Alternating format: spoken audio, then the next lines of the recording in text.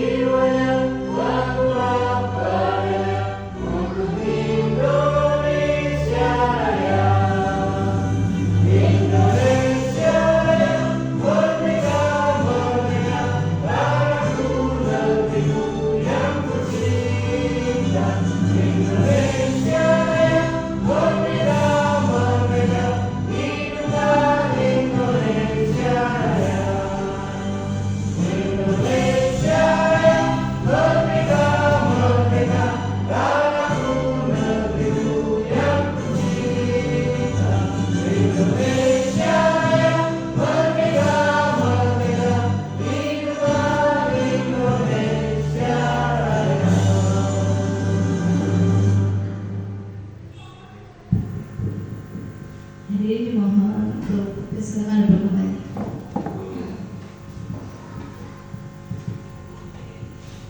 Untuk acara selanjutnya yaitu sambutan dari Ibu Kepala SD Negeri 2 Ketanda kepada Ibu Muslimatin, dipersilakan.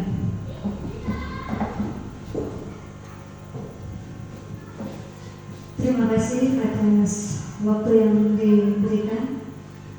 Assalamualaikum warahmatullahi wabarakatuh. Apa kabarnya Bapak Ibu? Alhamdulillah baik Bu. Baik.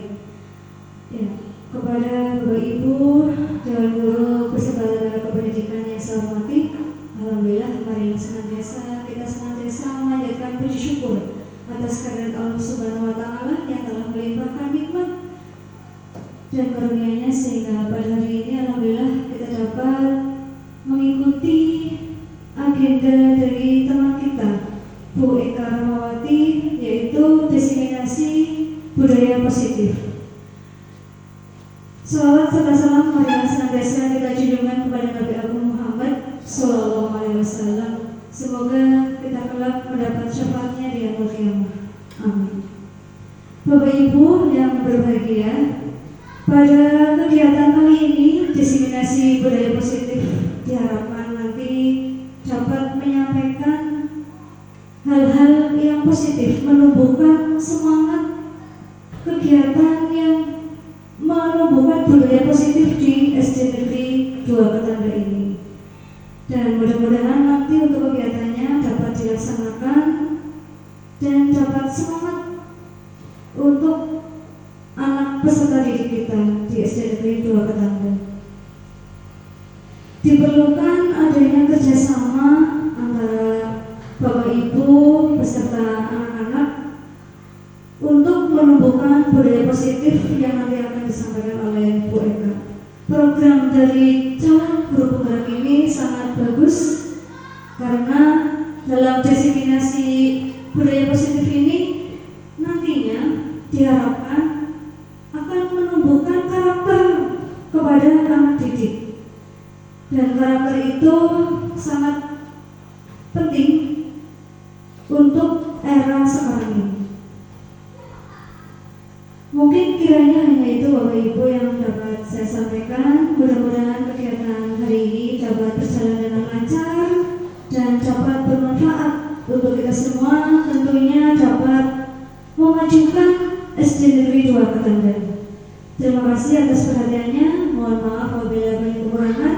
Saya akhiri. Wabillahi taufiq wal hidayah. Wassalamualaikum warahmatullahi wabarakatuh.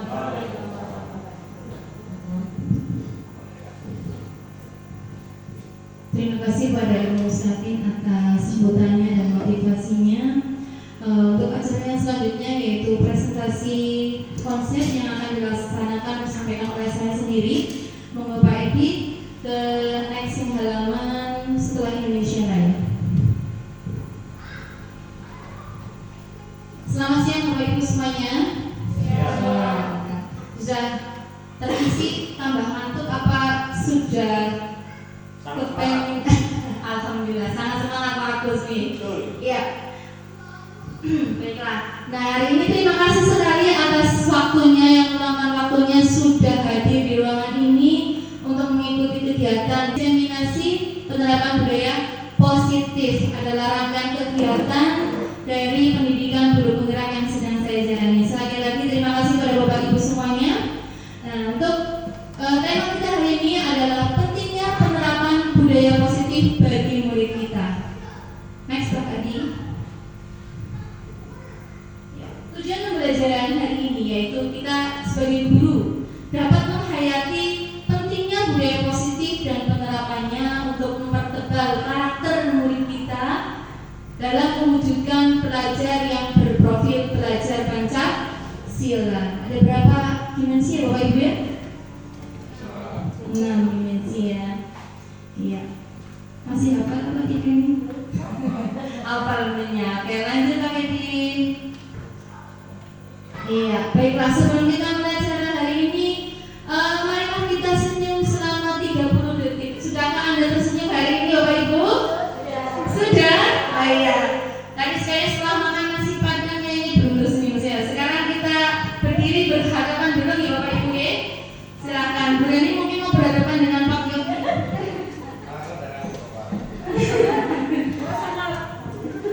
Oke, Bu Reni ayo berdiri dulu berhadapan dengan teman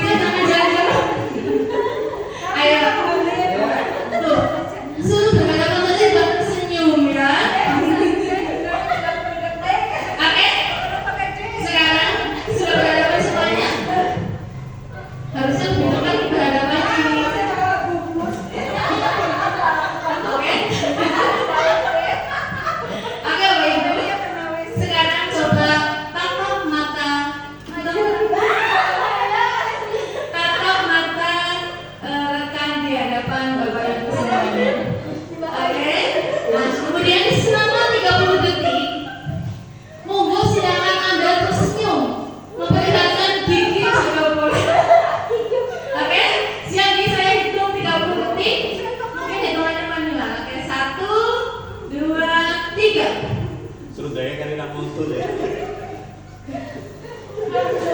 Lebih lebar lagi.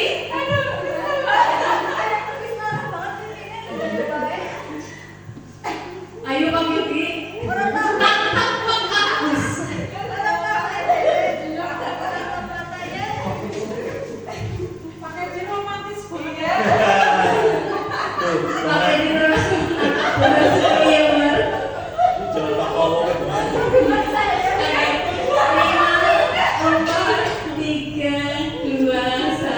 Terima kasih. Apa yang akan dirasakan Bapak Ibu semuanya? Something. Oh. Dan sudah tersenyum ya. Pak Edi kalau katanya baru ini biasa banget. Tadi kalau katanya bisa something. Pingsan ya. Baiklah Bapak Ibu, semoga dengan kita tersenyum akan melahirkan atau lahir rasa yang positif nih Bapak Ibu ya. Dengan senyum pasti akan menjadi positif. Nah hari ini kita akan menyampaikan konsep inti budaya positif. Sebelumnya coba tidak Pak? Oh iya. Ya, oke. Yang pertama yang akan saya sampaikan yaitu tentang disiplin positif dan nilai-nilai kebajikan. Yang kedua yaitu teori motivasi, hukuman, penghargaan, dan restitusi. Yang ketiga yaitu keyakinan kelas. Yang keempat, kebutuhan dasar manusia. Yang kelima, lima posisi kontrol, dan yang keenam adalah segitiga restitusi. Masih asing atau sudah dekat dengan kita ya Bapak Ibu ya semuanya? Kata-kata restitusi, posisi kontrol masih asing atau sudah familiar ya Bapak Ibu? Asing ya. Sebenarnya kita sudah melakukan, tapi mungkin masih asing. Oke, lanjut pakai di next ya. Oke. Baiklah Bapak Ibu, sebelum masuk materi kita akan belajar tentang perubahan paradigma belajar atau nanti kesalahan kita tentang ilusi-ilusi kita tentang posisi kontrol. Nah Bapak Ibu, ketika Bapak Ibu kita akan melakukan kegiatan kepalan tangan, Anda dan teman Anda akan melakukan kegiatan cobalah buka. Bayangkan bahwa Anda menyimpan sesuatu yang sangat berharga di dalam kepalan tangan Anda. Anda perlu menjaga benda tersebut sekuat tenaga karena begitu pentingnya untuk kehidupan Anda. Tugas rekan B sekarang mencoba dengan segala cara untuk membuka kepalan tangan Anda. Teman Anda boleh membujuk, menghardik, mengintimidasi, memarahi, menggoda, bahkan menawari Anda uang agar Anda bersedia membuka kepalan Anda. Apa yang terjadi kira-kira? Ini kita bayangkan saja nggak apa-apa. Iya, yang digenggam itu yang berharga sekali. Misalkan yang punya kepalan tangan ini, misalkan Bu Reni ya, punya sesuatu yang sangat berharga. Bu Hani memaksa untuk membuka. Mau diapain, mau dikritik, mau dimarahin. Kira-kira apa yang Bu Reni lakukan? Membukanya atau tetap menggenggam? Tetap menggenggam. Atau mungkin kalau kesakitan sudah pasti membukanya ya? Iya. Ya, next Pak Edi. Ya, ini adalah perubahan paradigma teori kontrol dari Dr. William Glasser dalam kontrol teori yang kemudian hari berkembang dan dinamakan dengan choice theory, yaitu ilusi guru mengontrol murid. Sebenarnya kalau anak-anak itu manut atau taat kepada kita dengan ancaman atau apa, sebenarnya itu yang mengontrol itu kita atau murid itu sendiri? Kita, betul? Iya, kita ya, kita kata Bu Sri kita. Ada yang lain mungkin? Murid. Ada jawaban dua, Bu Sri guru, yang Bu Halim murid. Yang sebenarnya adalah murid itu yang mengontrol diri sendiri. Kalau murid itu nggak mau ya nggak mau ya. Kalau tadi seperti memegang sesuatu, kalau aku nggak mau buka, dipaksa di apa? Dia mau membuka tangan karena dari diri sendiri. Awalnya dari apa? Dia terpaksa karena dikritik, dimarahin, maka dia terpaksa membuka. Tapi kegiatan membuka tangan itu adalah dari diri sendiri. Itu awalan ya Bapak Ibu. Lanjut Pak Edi. Next lagi. Oke, kita ke disiplin positif. Apa itu disiplin ya Bapak Ibu? Disiplin, sikap dan perasaan. Sikap dan perasaan. Bagus, benar ya. Pak Agus mungkin? Semangat kasih. Buka pintu kasih ya Pak. Bagi kamu ya Pak Ibu ya disiplin ya.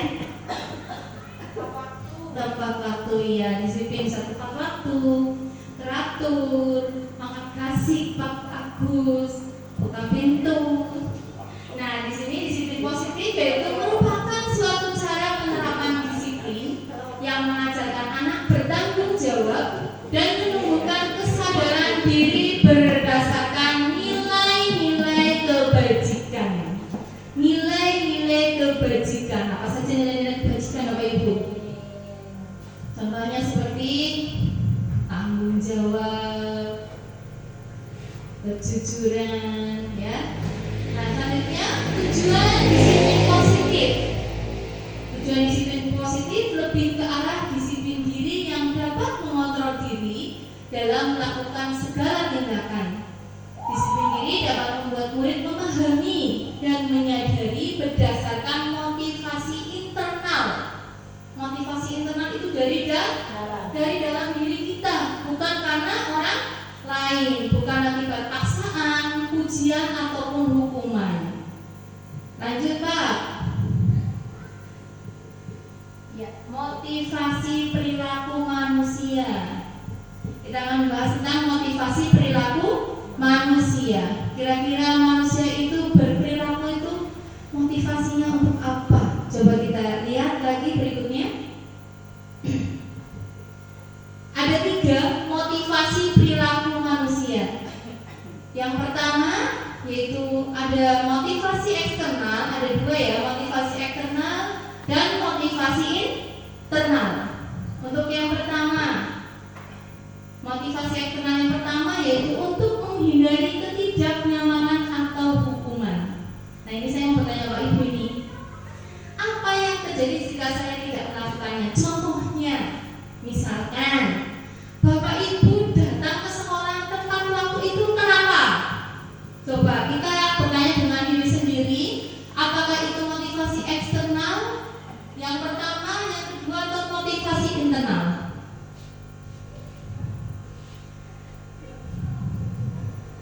Satu, 2, ada yang 3.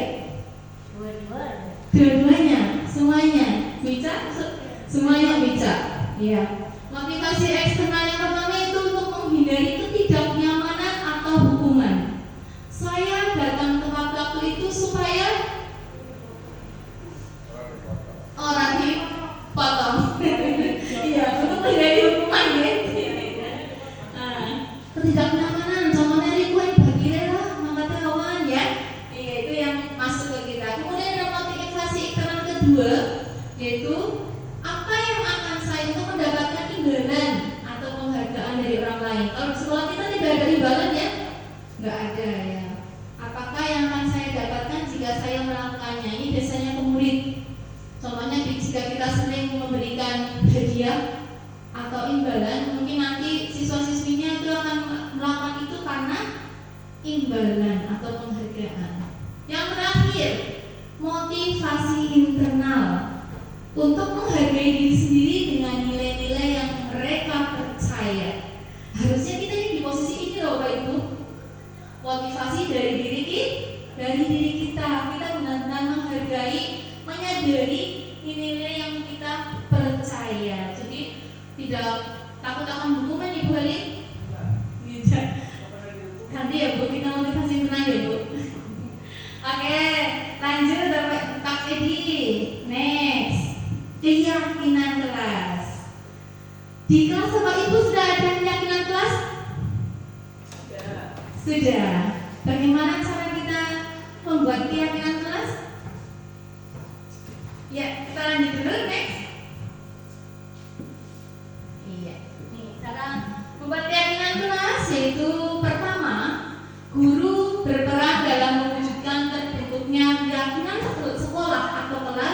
dengan adanya kesepakatan antara guru dan murid. Kemudian, keyakinan sekolah atau kelas berupa pertanyaan-pertanyaan yang universal, yang mudah diingat dan dipahami dan harus diterapkan di lingkungan sekolah. Baik Bapak Ibu, kira-kira peraturan kelas dan keyakinan kelas itu sama atau berbeda? Hampir sama, ya. Ya, hampir sama. Kalau kesepakatan kelas dengan keyakinan kelas sama. Kalau sama peraturan kelas ada bedanya. Kalau peraturan kelas itu yang membuat kita satu arah, hanya guru saja kita bikin. Kita buat guru kemudian anak mentaatinya, itu peraturan kelas. Cenderung mengikat, ya. Kalau keyakinan kelas kita membuat bersama dengan anak-anak. Kemudian peraturan kelas itu tidak usah panjang-panjang dan berisi dengan kalimat-kalimat positif. Tidak ada dilarang membuang sampah, tapi kita ganti dengan kalimat positif. Apa kira-kira? Iya, betul sekali Mbak Sri. Buanglah sampah di tempatnya. Contoh lagi, jangan berkata kasar. Kira-kira kalimat positifnya jadi tidak kelas jangan ada kata tidak atau dilarang atau jangan. Kalau misalnya saya punya contoh jangan berkata kasar, berkata yang baik atau saling menghargai bisa. Itu untuk keyakinan kelas. Lanjut Pak Edi. Ini contoh-contoh keyakinan kelas nih Bapak Ibu. Kurang besar tulisannya. Di kelas kita udah ada nggih? Sudah ada. Tepat waktu dan aktif di kelas. Singkat nggih. Yang mudah diingat sama anak-anak. Lanjut Pak. Lanjut Pak. Iya. Kemudian ada kebutuhan dasar manusia. Bapak Ibu, kebutuhan dasar manusia apa saja kira-kira? Sekunder, primer, tersier. Nah, kebutuhan itu secara kebutuhan fisik di Bapak Ibu di sekunder, primer, tersier. Nah, yang akan kita bahas ini kebutuhan dasar manusia. Coba next pakai di.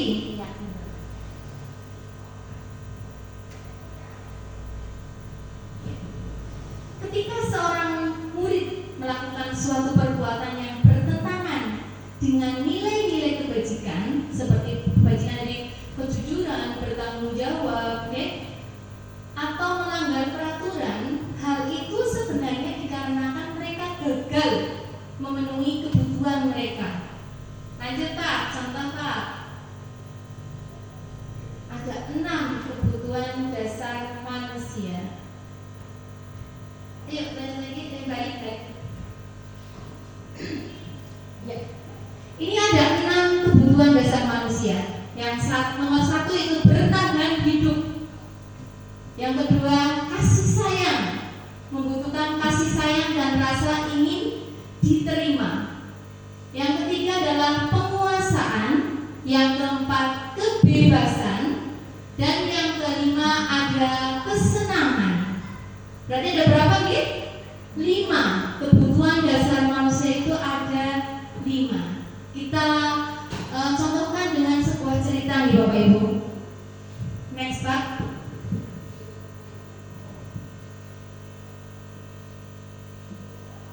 Lanjut.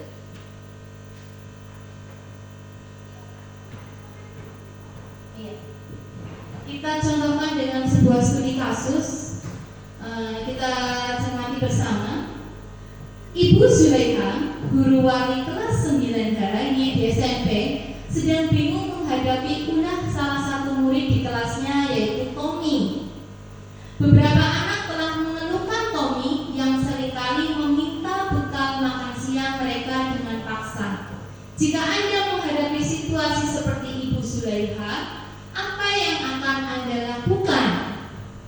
Menurut Anda, kira-kira apa alasan Doni melakukan hal itu? Nah, kita bayangkan dulu. Dari pertanyaan ini pertanyaan Tommy bisa bermacam-macam di Bapak Ibu. Ya, bisa bermacam bermacam-macam. Contohnya, lanjut Pak. Ya, alasan Tommy ini nomor 1 karena ia lapar. Seperti Alvin kemarin Ibu. Dan orang tuanya tidak membawanya bekal makan siang. Maka kebutuhan dasar yang sedang berusaha dipenuhi oleh Tommy yaitu kebutuhan bertahan hidup. Lapar, pengen makan. Di sekolah kita ada yang seperti itu apa tidak? Ada yang tidak bawa bekal makanan tetapi minta makanan kepada temannya. Mungkin dia lapar, jadi kebutuhan yang alasan Tommy adalah kebutuhan untuk bertahan hidup atau survival. Kemudian yang kedua, alasan Tommy yang kedua nih, kalau jawabannya Tommy kalau tadi lapar, sekarang kalau jawabannya Tommy senang, karena dia merasa senang temannya jadi memperhatikan dia. Ketika temannya melaporkan tindakannya itu pada gurunya dan gurunya memberi tahu orang tuanya, sehingga orang tua jadi perhatian. Nah ini, maka kebutuhan dasar yang sedang dipenuhi Tommy adalah kebutuhan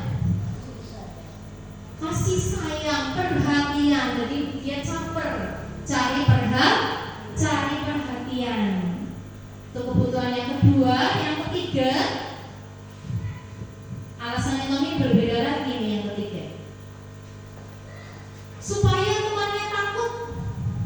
Nah ini di sini ada nih, kalau supaya teman-temannya takut dengan dia dan menuruti keinginannya. Maka kebutuhan Tommy sedang berusaha memenuhi kebutuhan dasarnya yaitu kekuasaan. Pengen diikuti temannya, pengen ditakuti sama temannya. Itu adalah kebutuhan dasar yang diinginkan adalah kekuasaan. Yang keempat,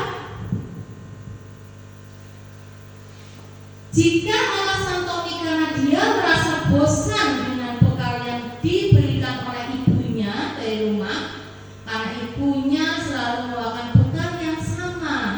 Oleh karena itu dia ingin mencoba makanan teman-temannya yang beraneka ragam. Nah, kebutuhan dasar yang sedang berusaha Tommy penuhi yaitu kebutuhan kebebasan. Mami kalau jangan kamu bain, akhirnya bosan. Jadinya pengen makan yang lain, bebas. Yang terakhir adalah alasan kelima.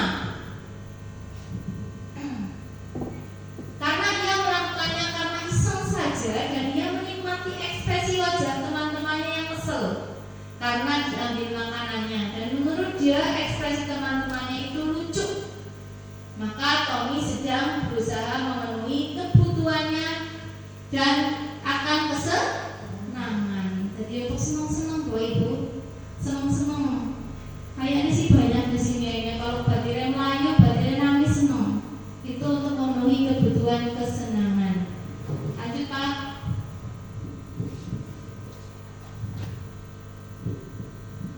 Yang berikutnya adalah akan membahas tentang posisi kontrol restitusi.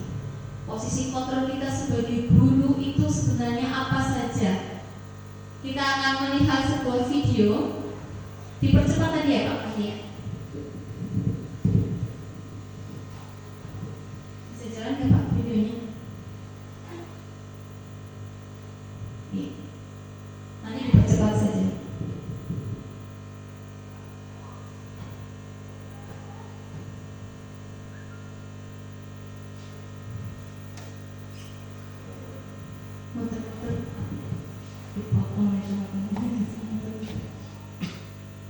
Ya. Ini ada video tentang 5 posisi kontrol kita sebagai guru ya Bapak Ibu. Saya ambil dari LMS, dari YouTube juga ini. Nanti Pak dipercepat sedikit. Kita sambil merenungi dan berpikir kita termasuk posisi kontrol yang mana Bapak Ibu? Sambil lihat contohnya.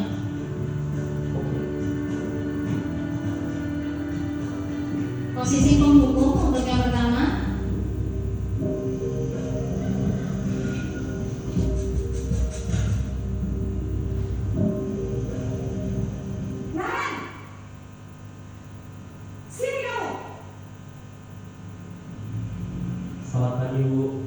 Selalu terlambat. Kamu deh, pasti terlambat. Maaf Bu, saya Apa? Apa coba? Alasan kamu apa lagi? eh, Kapan sih kamu tidak terlambat? Malas sekali ya kamu jadi anak. saya Dasar pemalas. Gak kapok-kapok sih kamu. Sudah berapa kali terlambat? Sana, kamu keliling lapangan basket 2 kali. kenapa saya harus keliling lapangan basket Bu? Kenapa?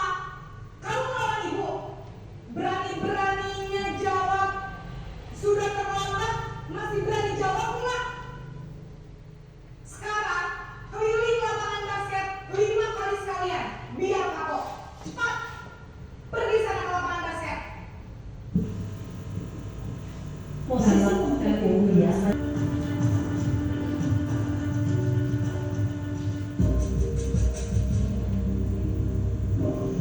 Lanjut yang kedua ya Bapak Ibu.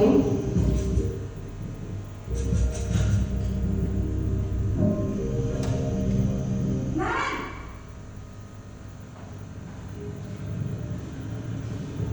Selamat pagi Bu. Naren. Kamu kenapa terlambat lagi, nak? Ya Tuhan, Naren. Kamu senang ya bikin ibu susah ya? Kalau kamu terlambat lagi, nanti ibu yang ditegur bapak kepala sekolah, nak. Disangka ibu tidak bisa membina kamu. Duh, gimana ini? Maaf Bu, Duh, Gusti Naren. Kamu suka ya kalau ibu tegur bapak kepala sekolah? Terus, sekarang ibu harus tulis apa yang di buku absen? Ini kamu sudah sering terlambat loh. Ibu harus apa coba? maaf Bu, maaf sekali. Ya sudah, lain kali jangan bikin ibu susah lagi ya, nak ya. Ibu tidak akan kuat lagi kalau kamu begini terus. Bisa jantungan kalau ibu tegur bapak kepala sekolah. Sana cepat ke kelas. Maaf ya Bu, maaf sekali. Posisi pembuat rasa bersalah berbicara dengan nada tenang, cenderung lembut. Namun kata-kata yang diutarakan membuat murid merasa menjadi orang yang gagal, memandang buruk dirinya sendiri, merasa tidak berharga, dan tidak sanggup membahagiakan orang lain. Ketika guru mengambil posisi pembuat rasa bersalah, murid akan menganggap dirinya yang bersalah dan ia Tadi ada 2 posisi kontrol. Yang pertama tadi apa Bapak Ibu? Penghukum, ya. Kira-kira Bapak Ibu ini sebagai penghukum atau yang mana ini? Pernah jadi penghukum? Oh enggak, alhamdulillah. Berarti tidak pernah menjadi penghukum ya. Di sini memarah-marahi, menghardik dengan kata-kata yang kasar dan tidak memberi kesempatan kepada anak untuk menjelaskan alasannya. Yang kedua adalah tadi sebagai pembuat rasa bersalah, memberikan nasihat kepada anak tetapi dengan membuat rasa bersalah, yaitu tadi dengan memberikan alasan ke yang lain, misalkan tidak kasihan sama ibu, atau misalkan ada lagi masalah tidak kasihan sama ibu di rumah, itu termasuk memberikan rasa bersalah. Pernah kayak gitu Bapak Ibu? Tidak. Lanjut Pak. Kita akan menyimpan emosi negatif tersebut di dalam dirinya. Yang ketiga adalah posisi sebagai teman. Kita lihat contohnya, Naren terlambat lagi.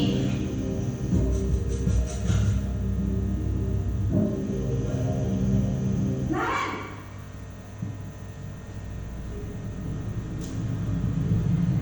Selamat pagi Bu. wah, sudah jam berapa ini, nak? Terlambat lagi ya, sayang. Iya Bu, habis ibu saya lupa bangunkan saya Bu. Kamu malah menyalahkan ibu kamu. Kamu bukannya anak yang larinya paling kencang. Kok terlambat sih? Iya Bu, saya memang terlambat bangun tadi. Jadi biarpun saya lari kencang, tetap gak kata kejar Bu.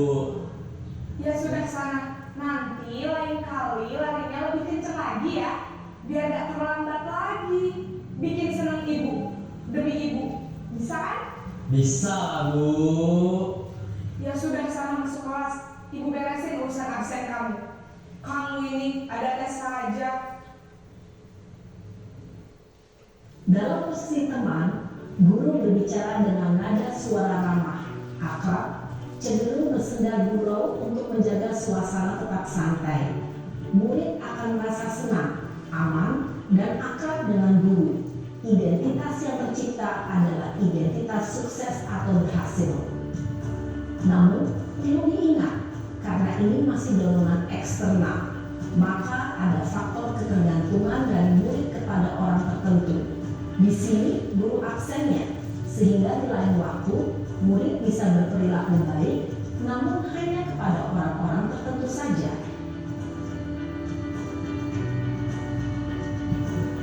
Yang keempat adalah posisi pemantau.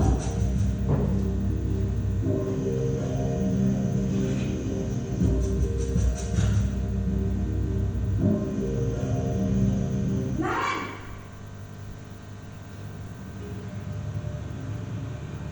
Selamat pagi Bu. Naren, apa peraturan sekolah kita tentang jam berapa kita harus masuk sekolah, Nak? Kita harus di sekolah jam 7 Bu. Iya betul, sekarang sudah jam 7.20. Naren sudah tahu konsekuensinya jika terlambat hadir. Paham Bu. Saya harus tinggal kelas pas jam istirahat selama 20 menit. Iya benar, konsekuensinya demikian. Jadi nanti jam 9.30 pas istirahat, kamu harus tinggal di kelas, kerjakan tugas tambahan untuk ketertinggalan kamu, ya? Baik Bu. Lanjut Pak. Dipercepat aja loh. Mengandalkan Untuk posisi yang kelima. data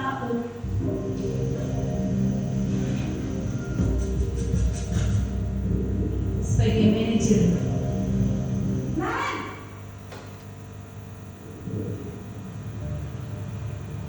Selamat pagi Bu. selamat pagi Naren.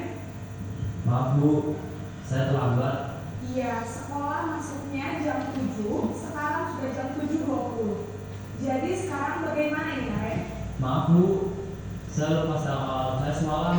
Baiklah, menurut kamu, keyakinan sekolah yang mana yang perlu kamu tingkatkan?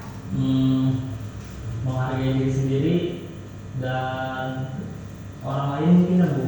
Setuju. Jadi, apakah Naren meyakini prinsip saling menghormati tersebut? Iya Bu, saya meyakininya. Apakah Naren bersedia memperbaiki masalah keterlambatan ini? Bersedia Bu. Bagaimana kamu akan memperbaiki masalah keterlambatan ini?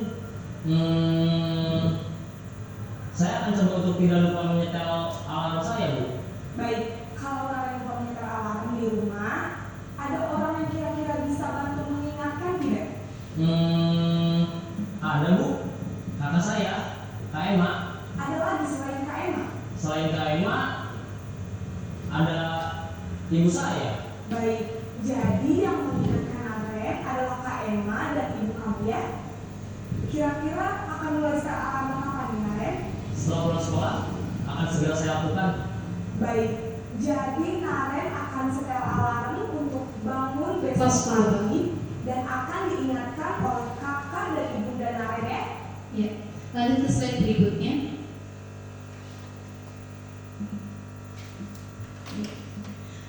Dari video yang tadi kita saksikan, ada berapa posisi kontrol Bapak Ibu? Ada 5 posisi kontrol. Yang pertama yaitu penghukum, yang kedua membuat orang merasa bersalah sebagai teman, pemantau dan manajer. Kira-kira posisi Bapak saat ini sebagai apa nih? Coba kita Pak Edi, kira-kira di posisi mana Pak Edi kepada anak didiknya? Teman nih Pak Edi ya. Iya. Kalau Bu Harsini? Wah, campur-campur. Kadang menghukum, kadang membuat rasa bersalah, kadang jadi teman ya Bu. Kadang juga bisa jadi manajer nih Bu. Kalau Bu Reni, posisi mana nih Bu? Kadang juga nih. Iya, kadang teman ya Bu ya. Kadang jadi manajer juga Bu Hari.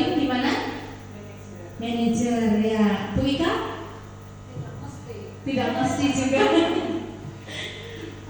Kadang-kadang jadi gugup ya Bu. Iya, kalau Bu Ica ini pada ininya berarti kepada anak buahnya ini. Manajer ya. Iya, betul sekali. Nah, kalau misalkan kita di posisi teman, kalau saya sendiri kadang juga sama. Kadang kita posisi teman, kadang manajer. Untuk yang posisi kontrol yang paling tinggi yaitu manajer. Dan kita usahakan mudah-mudahan kedepannya kita yang tadinya jadi teman yang campur aduk kita menjadi posisi manajer. Di sini lebih bijak untuk mengatasi masalah. Untuk lanjut Kak Edi, lagi ya Bapak Ibu ya. 5 posisi kontrol yang pertama yaitu sebagai penghukum. Guru senantiasa percaya hanya ada satu cara agar pembelajaran bisa berhasil, yaitu cara dia sendiri. Pokoknya manut karo Pak Guru, manut karo Bu Guru. Kalau tidak diberi sanksi. Biasanya kata-katanya keras, ngomei, memarahi. Lanjut, Pak Edi. Kemudian yang kedua, membuat rasa bersalah. Di posisi ini murid akan memiliki penilaian diri yang buruk tentang diri mereka sendiri. Murid merasa tidak berharga dan telah mengecewakan orang-orang yang disayanginya. Contohnya dengan ibu sangat kecewa sekali dengan kamu. Berapa kali Bapak harus memberitahu kamu ya? Gimana coba kalau orang tua kamu tahu kamu berbuat begini? Kamu menimbulkan rasa bersalah pada diri anak ya Bapak Ibu. Dan itu sangat tidak baik. Kemudian lanjut untuk yang ketiga, teman nih Pak Edi nih. Kita juga berposisi teman juga nih. Di posisi teman menggunakan hubungan baik dan humor untuk mempengaruhi seseorang. Murid akan bergantung pada guru tersebut dan hanya akan bertindak untuk guru tertentu dan tidak untuk guru lainnya nih Pak Edi. Kalau Pak Edi bertindak sebagai teman sama muridnya ya, muridnya sayangnya sama Pak Edi, ini Pak Edi. Ke yang lain belum tentu. Ayo bantulah demi Bapak. Tadi ada kata-kata juga dari Naren. Oh berarti aku bisa berbuat kayak gitu lagi ya. Aku bisa teman lagi besok. Kayak gitu ya, ada kata-kata lain seperti itu ya. Kemudian yang keempat adalah posisi sebagai pemantau. Seorang pemantau sangat mengandalkan penghitungan catatan data yang dapat digunakan sebagai bukti atas perilaku seseorang. Contohnya, peraturannya apa? Peraturan di sekolah ini bagaimana? Apa yang akan kamu lakukan? Sanksi atau konsekuensinya seperti apa? Contohnya tadi Naren tahu kalau ada aturannya ketika terlambat akan menyelesaikan tugasnya 10 menit ketika istirahat. Itu konsekuensinya. Lanjut ke yang terakhir, posisi kontrol yang terakhir adalah manajer. Ini adalah posisi kontrol yang paling tinggi, di mana guru berbuat sesuatu bersama dengan murid, mempersilahkan murid mempertanggungjawabkan perilakunya, mendukung murid agar dapat menemukan solusi atas permasalahannya sendiri. Contohnya di sini, apa yang kita yakini? Kita kembalikan ke keyakinan kelas. Nilai-nilai kebajikan apa di keyakinan kelas? Contohnya bertanggung jawab, jujur, menghargai orang lain. Kemudian jika kamu meyakininya, apakah kamu bersedia memperbaikinya? Seorang guru itu bertanya kepada muridnya bagaimana atau apakah kalian bersedia memperbaikinya. Kemudian setelah ditanya seperti itu, terus bertanya bagaimana cara kita memperbaikinya. Kemudian kapan kamu mau memperbaikinya. Itu adalah posisi kontrol sebagai seorang manajer. Mudah-mudahan kita nanti akan meningkatkan posisi kontrol kita ya Bapak Ibu, yang tadinya mungkin sebagai penghukum, teman, kita bisa untuk ke posisi manajer. Lanjut Pak. Iya, tadi sudah dibahas posisi kontrol yang paling tinggi yang tersebut, yang sebaiknya dimiliki oleh seorang guru adalah sebagai manajer. Lanjut Pak. Ya, kita ke segitiga restitusi. Ini tadi Bapak Ibu yang asing dengan kata-kata segitiga restitusi. Restitusi itu apa? Iya, restitusi adalah proses menciptakan kondisi bagi murid untuk memperbaiki kesalahan mereka, sehingga mereka bisa kembali pada kelompok mereka dengan karakter yang lebih kuat. Nah, segitiga restitusi digambarkan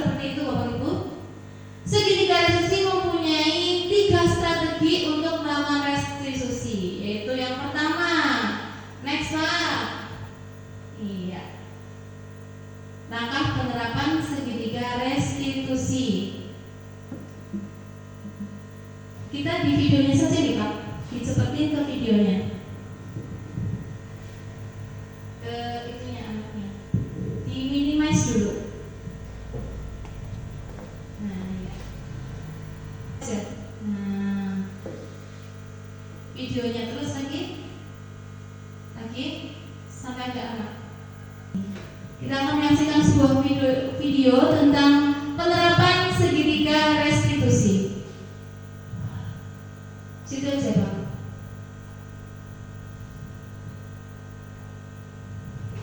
Gak bisa ngeplay kok Pak. Ayo, tempel aja Pak.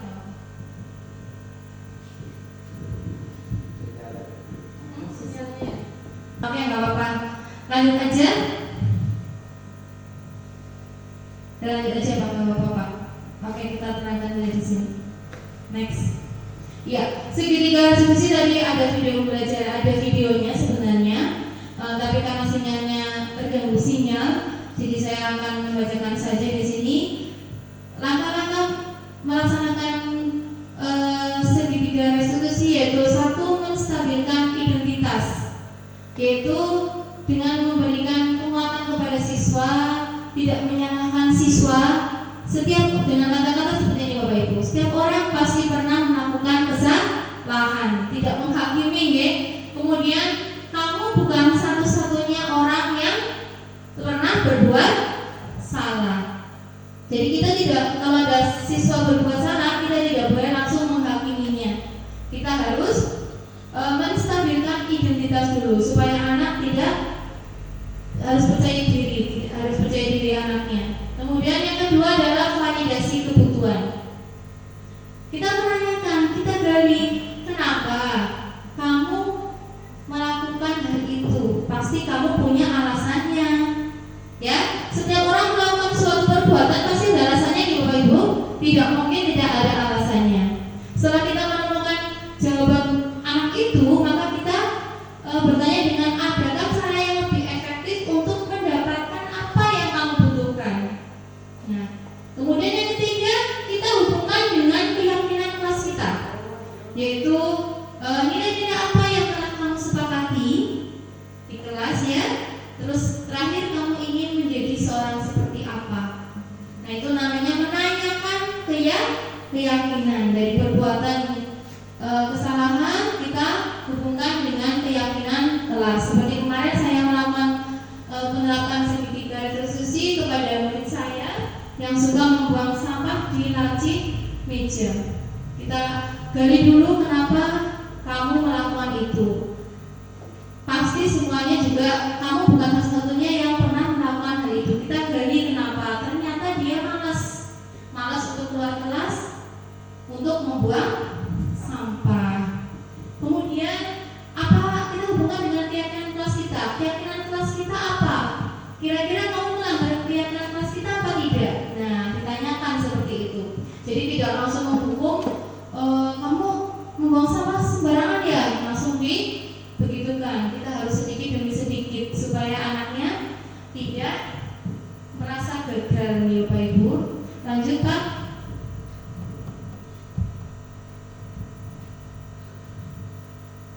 Iya, tadi sepertinya ada SDG-nya yang kelewatan nanti ya Pak Ibu. Di tengah-tengah ada SDG-nya. Nah Pak Ibu, tadi saya sudah menyampaikan beberapa materi tentang disiplin positif, yaitu yang pertama apa yang dari Bapak Ibu? Tentang kebutuhan dasar manusia, kemudian ada posisi kontrol, ada keyakinan kelas, kemudian ada segitiga restitusi. Kira-kira Bapak Ibu, kita refleksi bersama nih, materi apa yang paling menarik perhatian Bapak Ibu? Mungkin ada yang mewakili satu orang dari materi yang tadi yang paling menarik. Ayo, Bu Ika.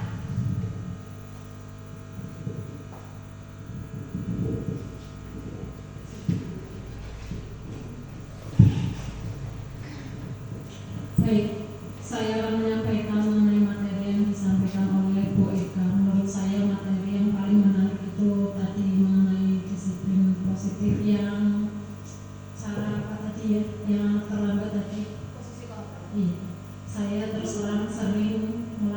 bukan cenderung yang jelek. Bukan yang nomor satu, penghukum ya. Cenderung. Apalagi kalau ada anak yang pintar, menengah ke atas semua. Pintar itu kadang suka tidak bisa menahan emosi. Jadi kita lebih menahan emosi. Apalagi ke anak sendiri. Seperti itu, terima kasih, sangat bermanfaat Bu Ika. Tadi Bu Ika katanya yang paling menarik adalah tentang 5 posisi kontrol, karena beliau kadang masih menggunakan posisi kontrol sebagai penghukum. Kadang-kadang kalau kesabarannya sudah habis bisa menjadi seperti itu. Ada lagi mungkin? Bu Halim untuk yang kedua ini, hal baru apa yang saya dapatkan? Kira-kira Pak Bu Halim? Hal baru yang saya dapatkan dari materi tadi yaitu yang tentang yang terakhir tentang segitiga restitusi. Jadi kita kalau ada masalah terutama pada anaknya, kita harus selidiki dulu penyebabnya apa, baru kita cari penyelesaiannya bersama-sama. Ya. Terima kasih Bu Nur Halimah. Ya, betul sekali ya Bapak Ibu. Kita sebagai seorang guru tidak boleh langsung menghakimi anak. Kita harus menggunakan pendapat segitiga restitusi. Kita harus gali dulu alasannya kenapa, dan juga kita tidak boleh langsung menyalahkan anak. Nanti anaknya akan trauma ya Bapak Ibu. Kita gali, kemudian kita mencoba untuk menyelesaikan masalah itu bersama, juga dengan pendapat dari anak itu sendiri. Bagaimana cara kita menyelesaikannya? Terima kasih Bu Halim atas referensinya. Kemudian yang ketiga, saya akan menjadi pendidik seperti apa setelah mengikuti sesi ini? Bu Reni, kira-kira mau menjadi pendidik seperti apa? Karena sendiri monggo Bu Reni.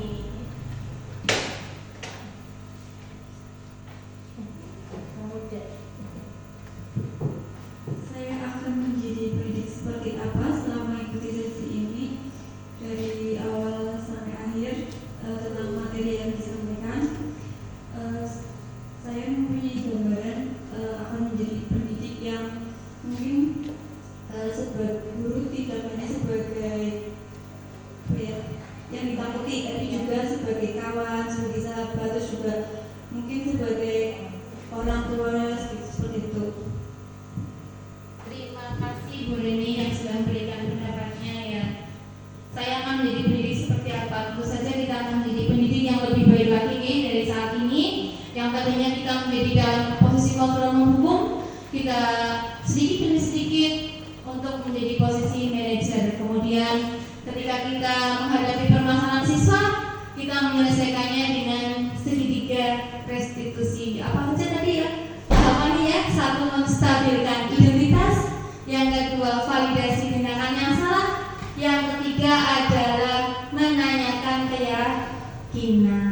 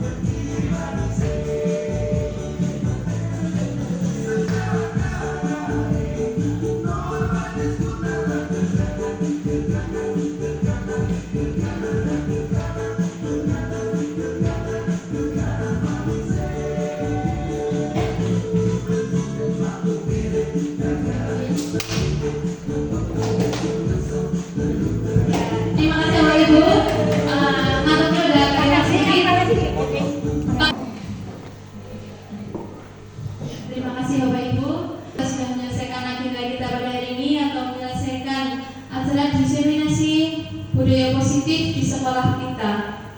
Mohon maaf bila banyak kesalahan atau ucapan-ucapan yang kurang berkenan di hati Bapak Ibu semuanya. Saya mohon maaf yang sebesar-besarnya. Saya akhiri. Wassalamualaikum warahmatullahi wabarakatuh. Terima kasih Bapak Ibu semuanya. Selamat siang, Bu Hani, Bu Reni. Selamat siang, Beka. Hari ini kita akan melaksanakan tindak lanjut dari diseminasi kemarin, yaitu tentang budaya positif, ya. Kita akan bermain peran tentang segitiga restitusi, karena dengan segitiga restitusi ini nanti kita bisa menyelesaikan masalah-masalah yang ada pada siswa kita. Nah, di sini nanti Bu Halim bermain peran sebagai seorang siswa, kemudian Bu Reni sebagai seorang guru. Nah, di sini ada permasalahan ketika Halim marah kemudian merobek bukunya Ika karena Halim tidak diperbolehkan untuk meminjam bukunya dan mencatat dari catatannya. Bisa dimulai, paham ya? Iya. Sekarang jadi mulai, nanti diharapkan dengan bermain peran ini nanti Bu Halim sama Bu Reni bisa paham tentang segitiga restitusi, kemudian nanti bisa mempraktekannya dengan murid-murid nantinya. Oke, siap, monggo.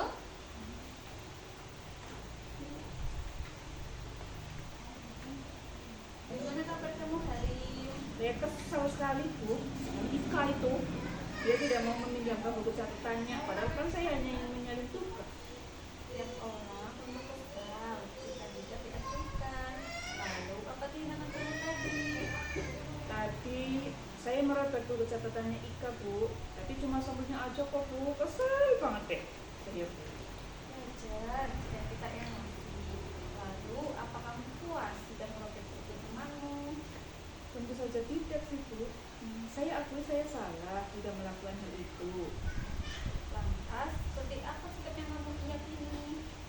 Harusnya saya lebih sabar dan menghargai hidup orang lain. Jadi, apa rencanamu untuk memperbaiki keadaan? Udah deh, Bu, saya akan minta maaf pada Ika dan saya bersedia mengambil sampul bukunya Ika yang sudah saya rusak tadi. Bagaimana kalau kayak gitu, Bu? Setuju. Bagaimana perasaanmu jika sudah melakukan tindakan yang kamu yakini tadi itu? Tentunya saya akan menjadi pribadi yang lebih tenang dan sabar. Baiklah, mari kita pikirkan penyelesaian masalah ini. Bila perlu, kita panggil juga. Bagaimana? Siap, Bu. Terima kasih, Bu. Ya sudah. Sudah nih? Sudah, ya. Gimana?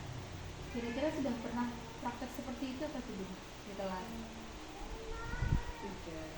Sudah ya.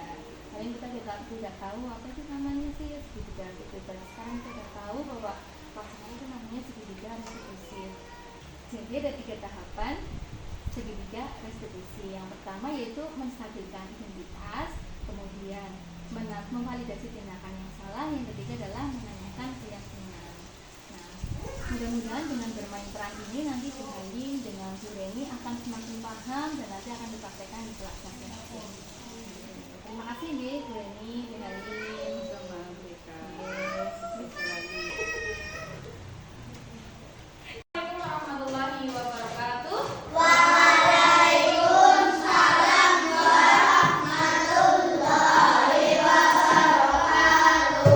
Sudah istirahat semuanya? Sudah. Yang tadi belum sarapan? Sekarang sudah sarapan? Sudah. Siapa yang tadi belum sarapan? Belum sama Kifnet ya? Ya, baiklah anak-anak.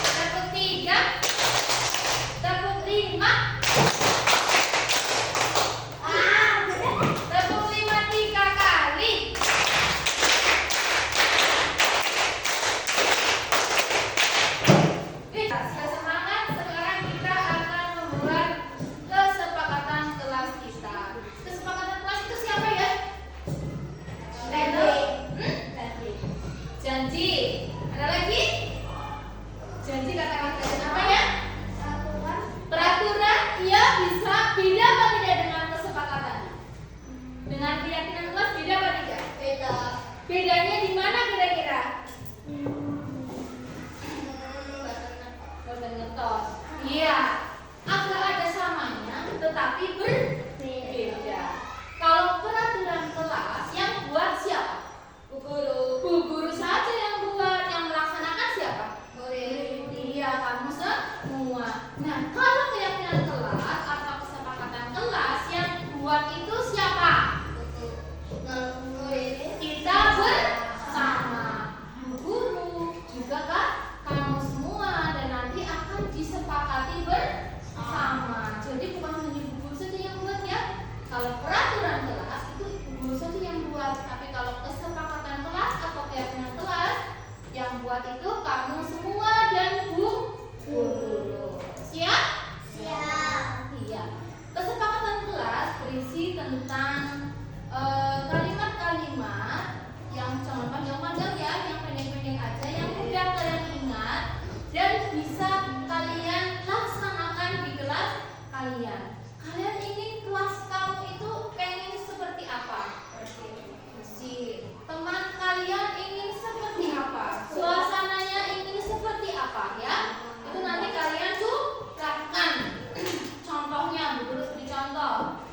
Contohnya, tidak membuang sampah sembarangan.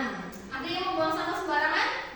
Kalian nanti menuliskan kira-kira keinginan kamu kelasmu itu seperti apa.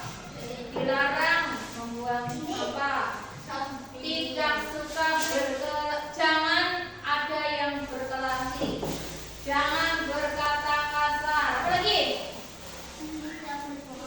Tidak berbohong, terus tidak suka mencuri. Mendengarkan ketika bu guru menjelaskan, boleh ditulis ya. Apa lagi? Apa lagi? Masuk kelas tepat waktu. Kelas tepat waktu itu ketika kalian masuk pagi-pagi dan ketika dari istirahat. Aja jajan bareng, misalnya bel nunggu kejadian. Adakah yang seperti itu? Ya, jangan boleh kok. Kalian boleh menulis lebih dari satu. Nah, bu guru mempunyai kertas apa? Seperti kemarin. Kertas folio. Kertas folio ini. Kertas yang tahu itu ya. Bu guru akan bagikan, jangan kebalik ya, yang ditulis jangan yang ada kerapetannya. Aku pink.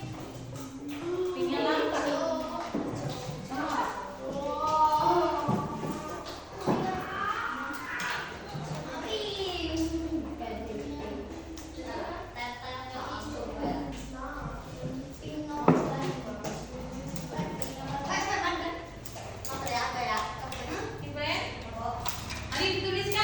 Kira-kira buat dalam kelas seperti apa?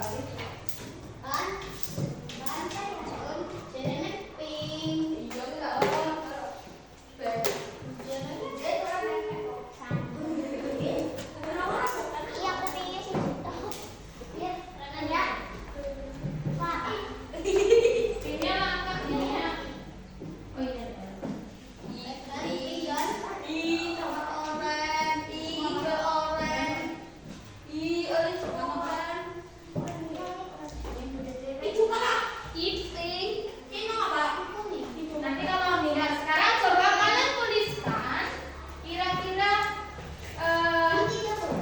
boleh kesempatan kelas apa yang kalian inginkan di kelas ini.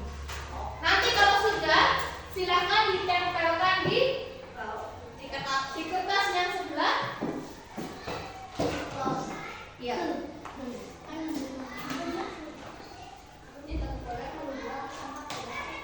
Ya, ditulis. Boleh lebih dari satu?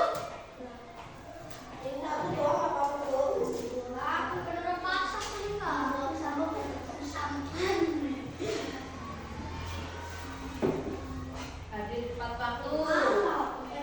Datang sekolah tepat waktu, tidak terlambat. Boleh. Satu buang ya, Bu? Satu buang ya. Mengerjakan tugas tepat waktu ya. Ditempelkan kalau sudah di atas ya. Di atasnya. Bu, buang Bapak.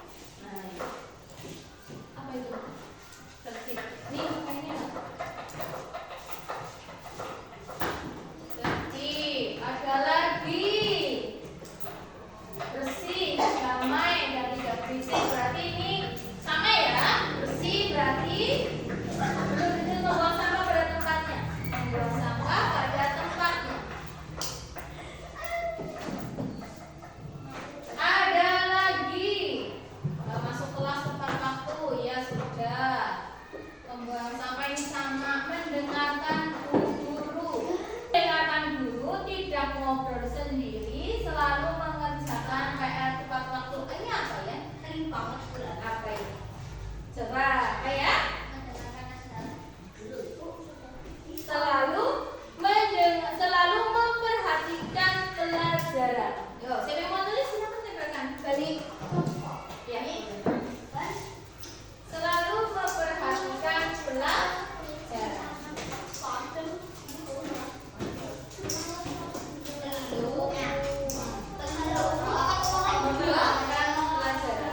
Kemudian ada lagi tidak suka memilih teman. Artinya apa ini?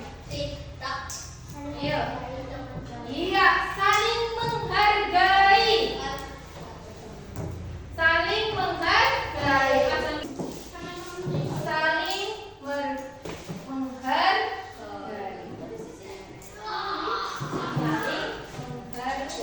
Mana boleh sama aja saling menghargai. Kalau mau bully berarti tidak menghargai teman. Bersih berarti membuang sampah pada tempatnya. Melaksanakan tiket. Ayo, sesuai jadwal. Iqbal, kita di sini mempunyai beberapa mengerjakan PR tepat waktu. Terus mengerjakan PR tepat waktu. Apalagi ya, mengerjakan tugas tepat waktu. Oke, kita kalau PR kan termasuk tugas ya. Iya, jadi kalau PR itu khusus di rumah. Nah, sedangkan kita semuanya di sini bukan hanya di rumah tapi di sekolah. Berarti kita kemana? Tugas aja ya. Iya. Mengerjakan tugas tepat waktu. Sini sayang Bu. Ini Bu speaker. Biasanya ambil. Boleh mau warna apa? Pilih aja. Mengerjakan tugas tepat waktu. Tidak mencontek. Apa tidak mencontek? Ini banyak yang tidak mencontek ya. Tidak menyontek, tidak menyontek ada 3 nih. Apa? Kata yang bagus. Tidak boleh menyontek. Tidak mencontek. Kita harus apa? Harus jujur. Berarti tulis jujur. Hilman belum nulis. Ayo Hilman tulis.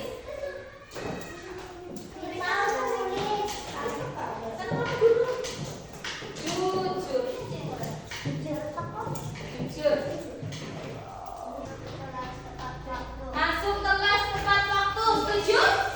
Dua. Tertib. Tertib itu apa? Tidak berisik di kelas, tidak ramai sendiri. Siap? Siap. Oke, nomor 3. Membuang sampah pada tempatnya? Ya. Terus? Selalu memperhatikan pelajaran. Kalau ada bu guru lagi mengajar, tidak boleh ngobrol sendiri. Nah, nanti jadi masalah takutnya menang baik. Terus lagi? Saling